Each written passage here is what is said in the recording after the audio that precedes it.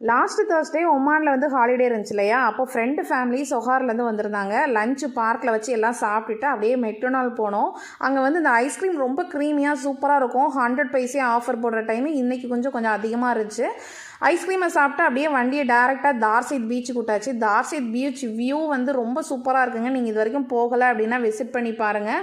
நம்ம சம்மர் டைம்லலாம் சூப்பராக பசங்க நல்லா ஸ்விம் பண்ணி என்ஜாய் பண்ணுறதுக்கு ரொம்ப நல்லாயிருக்கும். நாங்கள் போன டைம்லேருந்து நல்ல காற்று, இப்போ நல்ல குளிர்காலையே ஈவினிங் டைம் ஆனாலே நல்லா பயங்கர காற்றாக இருந்துச்சு. அது மட்டும் இல்லாமல் தண்ணி எல்லாம் உள்ளே போயிருந்தது. வெளியே அந்த பாறைகள், அந்த பாசிகள் எல்லாமே நல்லா தெரிஞ்சுது. பசங்கள்லாம் கொஞ்சம் ஷெல்ஸ்லாம் கலெக்ட் பண்ணி நல்லா விளாண்டிட்டு இருந்தாங்க. ஸோ அப்படியே அங்கே முடிச்சுட்டு அப்படியே டீ குடிக்கலான்னு சொல்லிட்டு நம்ம தார்சைட்டில் உள்ள ஐஸ் பேலஸே வந்திருந்தோம். ஸோ வியாழக்கிழமை கொஞ்சம் சாமியெல்லாம் கும்பிடுவேங்கிறதுக்காக வெஜ்ஜு தான் சாப்பிட்டோம். கல்ஃபை பொறுத்த மட்டும் வெஜ்ஜெலாம் கொஞ்சம் கம்மி தான். நான்வெஜ் தான் நிறைய டிஷ்ஷஸ்லாம் நிறையா இருக்க மாதிரி இருக்கும். ஸோ வெஜ்ஜு சமோசா, கட்லெட்லாம் வாங்கிட்டு கூடவே பழம்பொரியெல்லாம் டேஸ்ட் பண்ணி பார்த்தோம். இங்கே வந்து அடிச்சாயா வந்து கிடைக்கும். கொஞ்சம் லேட் நைட்டில் வந்திங்கன்னா அடிச்சாயா வந்து கிடைக்காது.